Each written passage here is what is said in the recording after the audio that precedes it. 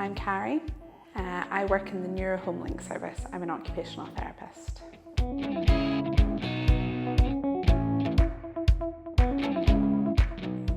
Neuro HomeLink is a team made up of occupational therapy, physiotherapy and speech therapy, and our job is to provide specialist rehabilitation in the community to people with neurological conditions.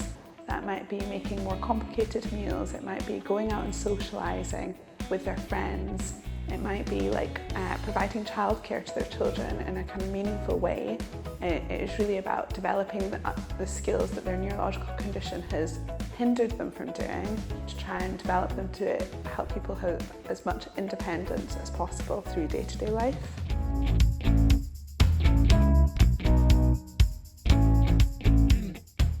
I think therapy looks different for every single patient.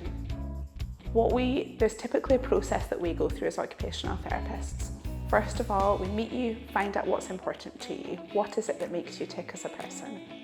And then we watch people do a task that's important to them and identify where that task is kind of going wrong. And from that, we then work alongside you to really tackle the underlying problem that stops you functioning as fully as possible. And to be honest, every patient is different. It might be for some people it's toileting with dignity. So that might mean using an aid to help you go to the toilet, or hopefully relying less on a family member or a carer. But for other people, our role looks completely different. So it might be being able to go out for coffee in a public setting and having the confidence to walk into a public setting, having the skills to handle money safely.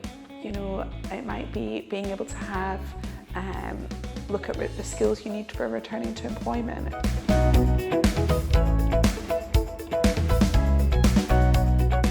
The thing that really separates us from other services, other professions, is that we're dual trained. That means we deal with both physical and the cognitive and psychological barriers that stop people being independent.